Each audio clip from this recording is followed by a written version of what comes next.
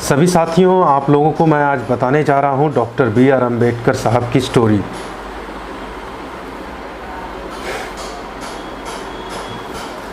Doctor Ambedkar साहब की जड़ें।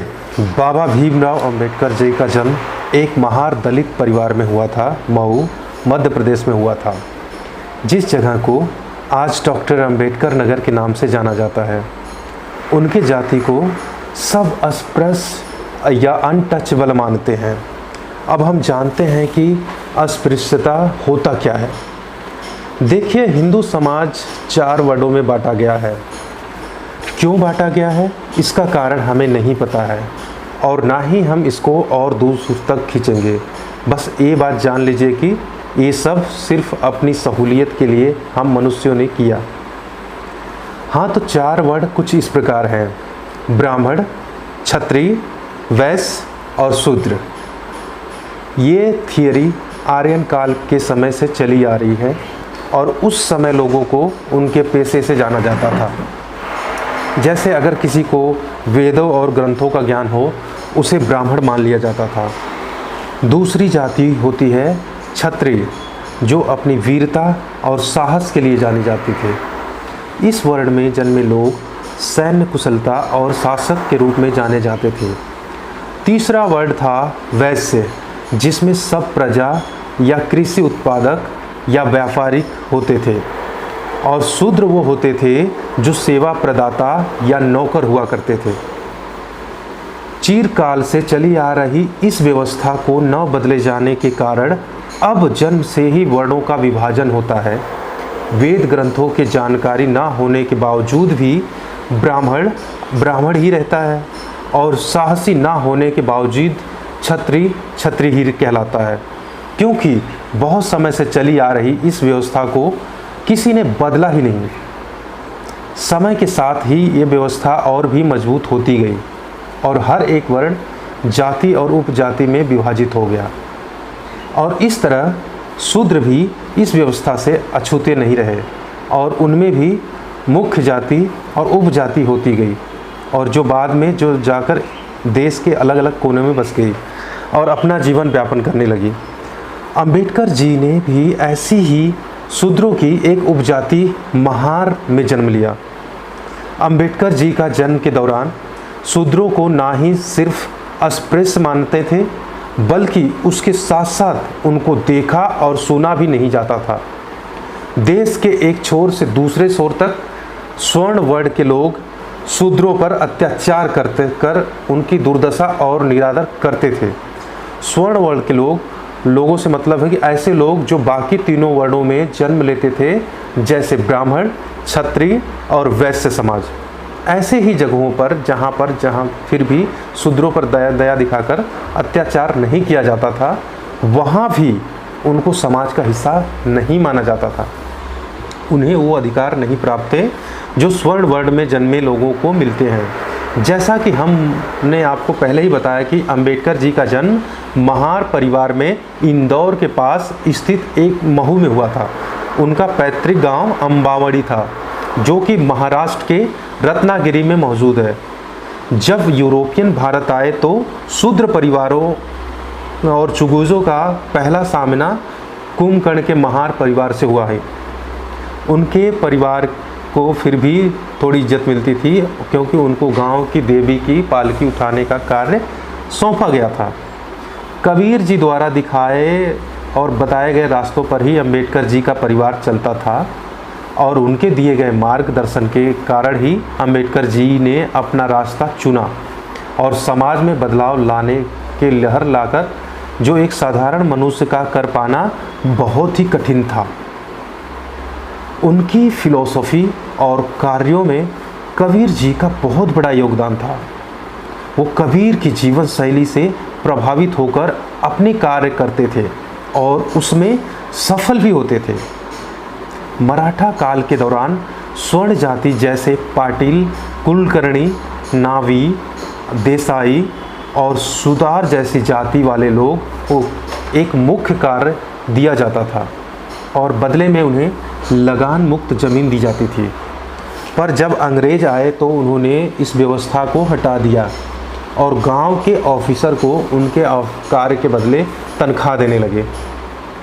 महार जाति के लोगों को तब भी उनकी योग्यता के अनुसार कार्य नहीं दिया जाता था, सिर्फ उन्हें प्रशासकीय कार्य से दूर रखा जाता था।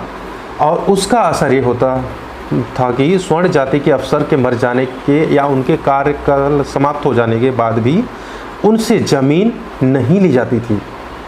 बस वो ज़मीन से थोड़ा सा लगान लिया जाता था और उनके बच्चों का समाज गांव के कार्यों में कोई भी योगदान किए बिना ही उनको लाखों रुपए की मदद की जाती थी।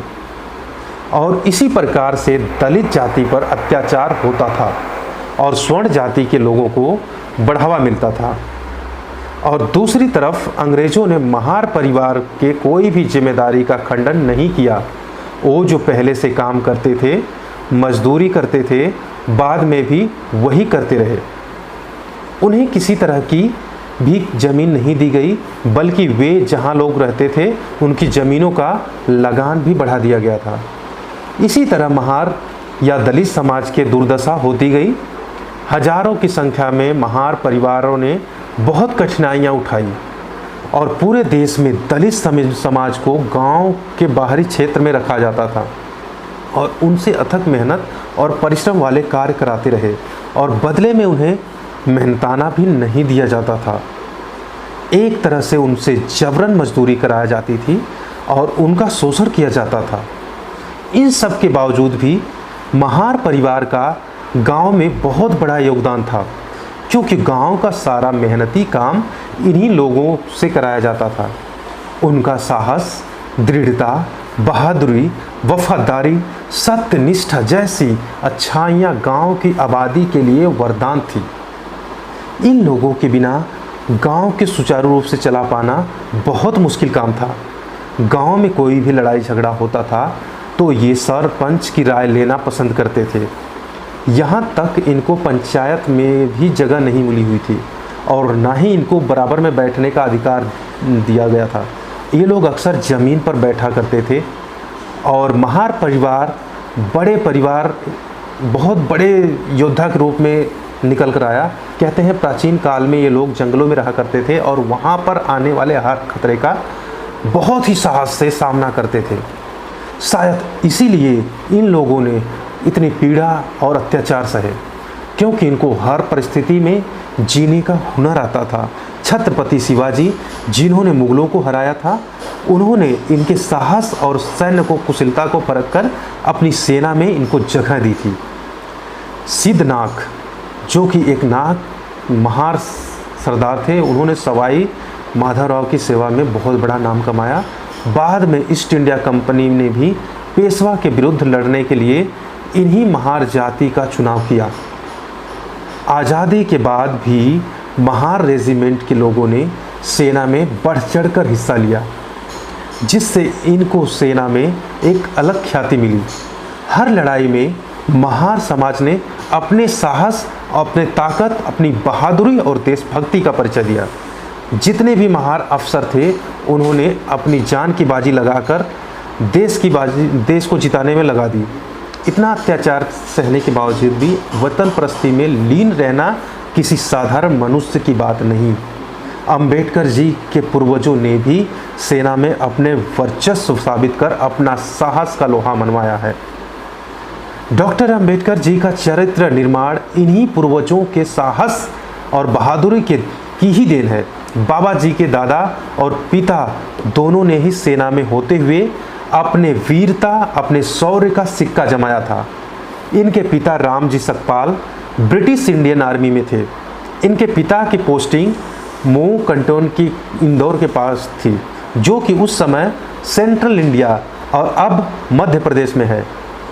उसी समय अंबेडकर जी का जन्म 14 अप्रैल 1891 में हुआ था। ऐसा भी कहा जाता है कि अंबेडकर जी के जन्म के बाद रामजी सकपाल के कोई महान रिश्तेदार ने यह भविष्यवाणी की थी कि उनका पुत्र इतिहास रचेगा। डॉक्टर अंबेडकर जो रामजी सकपाल की 14वीं संतान थे, उनका नामकरण पांडवों के एक भाई से प्रेरित होकर भीम रखा गया था।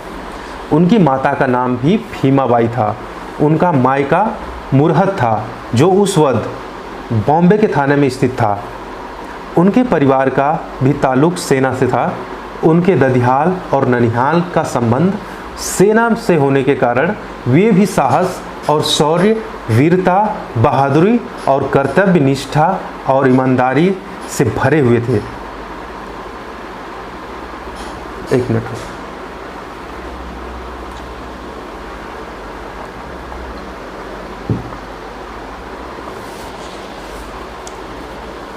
डॉक्टर अंबेडकर साहब का प्रारंभिक जीवन में बता रहा हूँ अब। अंबेडकर जी के पिता रामजी सकपाल महू से 1893 में रिटायर होकर कुंभकर्ण के दापोली में आकर रहने लगे। 5 वर्ष की आयु में उन्होंने भीम का दाखिला उनके बड़े भाई के साथ दापोली के ही एक स्कूल में कराया। राम जी जो पेंशन पाते थे उससे उनका गुजारा नहीं चल पाता था, इसलिए उन्होंने सतारा ज़िले में दूसरी नौकरी करना शुरू कर दिया। अभी सतारा में ही रहते हुए उन्हें ज़्यादा दिन नहीं हुए थे कि अंबेडकर जी की मां का स्वर्गवास हो गया और परिवार की सारी जिम्मेदारी रिटायर्ड सूबेदार के सिर पर आ गई। उस समय भीम महज 6 वर्ष के थे। राम जी और भीमाबाई की 14 संतान में से सिर्फ 3 भाई और 2 बहन ही जीवित रह गए थे। राम जी धर्मपरायण होने के साथ साथ ही बहुत सख्त अनुशासन थे। उन्होंने अपने संतानों को हिंदू ग्रंथों जैसे रामायण और महाभारत की पंक्तियों को अच्छे से याद कराया और इसके साथ साथ कबीर और महाराष्ट्र के साधुओं के भक्ति गीत भी मुँह ज़बानी याद कराई। जल्द ही भीम अपनी प्रारंभिक शिक्षा पूरी करके हाई स्कूल में पूरी करके अपने भाई के साथ आ गए और उनकी शिक्षा के दौरान उन्होंने बहुत सारी यातनाएं सही और समाज में फैली जाति कुप्रथा से भी वाकिफ़ हुए, जिसने उन्होंने मासूम से मस्तिष्क पर अमेट और संवेदनशील छाप छोड़े। उनके जीवन के साथ का एक छोटा सा किस्सा है। गर्मी के एक दिन में सतारा से निकलकर पिता से मिलने जब जा रहे थे डॉक्टर अंबेडकर साहब, जब छोटे थे, जो कि उस समय गोरे गांव पर कैशियर के कार्यरत पर उनके पिताजी कार्यरत थे। उन्होंने घंटों अपने पिता का इंतज़ार करने के बाद भी जब उनके पिता नहीं आए, तब उनके पिता तक आने की चिट्ठी नहीं पहुंची थी, तो उन्होंने एक बैलगाड़ी की ताकि वो अपने पिता के पास पहुंच पाए। बाद में बैलगाड़ी खींचने वाले चालक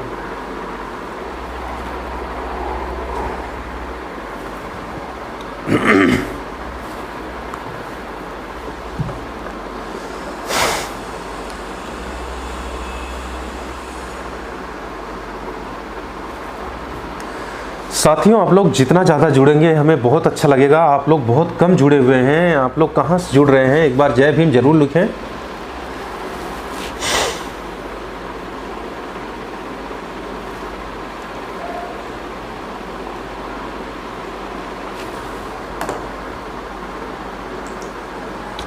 जय भीम।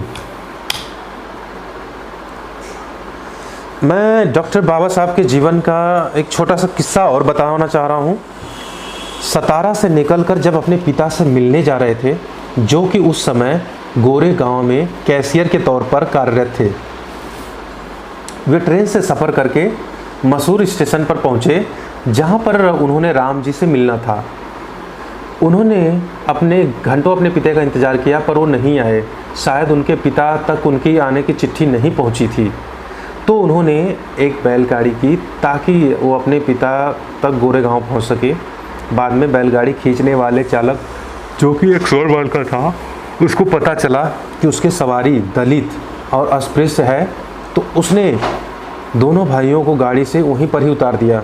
जब उन्होंने दुगना भाड़ा देने का वादा किया, तब जाके चालक ने आगे चलने का हाँ कहा, और वो भी इस शर्त पर कि बैलगाड़ी भी भीम के बड़े भाई चलाएंगे और वो पैदल चलेगा। दोनों भाइयों को शाम को लेकर रात तक बूंद तक पानी तक नसीब नहीं हुआ था, चलते रहना पड़ा था, क्योंकि तब तक सबको पता चल गया था कि वे अस्पृश्य हैं और कोई भी उनको पानी पिलाने या उनको प्यास बुझाने तक के लिए तैयार नहीं था। एक दलित परिवार में जन्म लेने के कारण यद्यपि उन्हें बहुत अनादर और अपमान झेलना पड़ा था, पर उनकी किस्मत अच्छी होने के कारण इसके साथ ही उन्हें कई महान और ज्ञानी स्वर्ण लोगों की दया, कृपा और अनुकंपा मिली। उन्हीं के जीवन से एक उदाहरण लेते हैं। एक दिन उन्होंने अपने सहपाठी से शर्त लगाई कि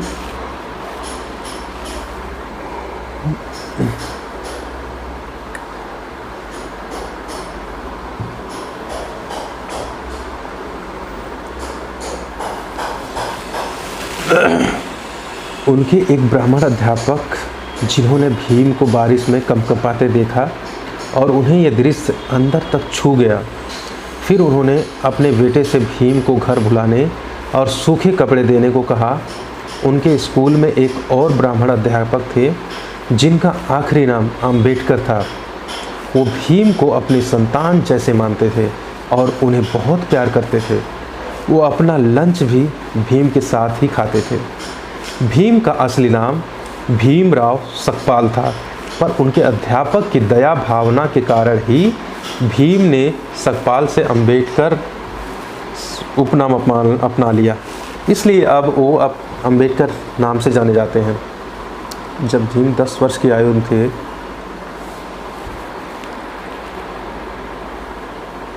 दोस्तों थोड़ा सा तबीयत ख़राब है इसलिए मैं थोड़ा बोल नहीं पा रहा हूँ। आप लोग अगर हमारे चैनल पर नए हैं तो एक बार हमारे चैनल को सब्सक्राइब ज़रूर कर लें। साथियों, आप लोगों से रिक्वेस्ट है, जितना ज़्यादा आप लोग जुड़ेंगे उतनी ही ज़्यादा हम अच्छे से बताएंगे, उतनी ही ज़्यादा मैं अच्छे तरीके से बात कर पाऊँगा आप लोगों से। आप लोग हमसे बहुत ही ज़्यादा जुड़ें और हमारी वीडियो को देख रहे हैं तो लाइक ज़रूर कर दें और शेयर ज़रूर कर दें हमारी वीडियो को। और हमारी वीडियो पर नए हैं, हमारे चैनल पर नए हैं तो सब्सक्राइब ज़रूर कर लें। अगर आप लोग सब्सक्राइब करेंगे हमारे चैनल को तो हमारे को बहुत अच्छा लगेगा, तो हमें और भी बताने में बहुत अच्छा लगेगा। तो आगे की बात हम आप लोगों को बताते हैं। कोई छोटी मोटी नौकरी करके वो अपना काम चला लेंगे। उन्होंने अपने रिश्तेदार से पैसे चुराकर बॉम्बे निकल जाने का भी सोचा, पर कहीं ना कहीं उनकी अंतरात्मा ने इस बात की गवाही नहीं दी। उन्होंने समझ में आया कि उनको अपनी पढ़ाई के जरिए ही संसार में नाम कमाना है। उसी दिन से वो एक जुझारू और मेहनती छात्र की तरह पढ़ाई करने लगे और इस तरह से वो अध्यापकों के और भी प्यारे होते चले गए। जल्द ही उनका परिवार बॉम्बे में आकर एक चौल में रहने लगा। बहुत सारे परिवार झुंड में अभाव में रहने लगे थे। बॉम्बे आने के बाद भी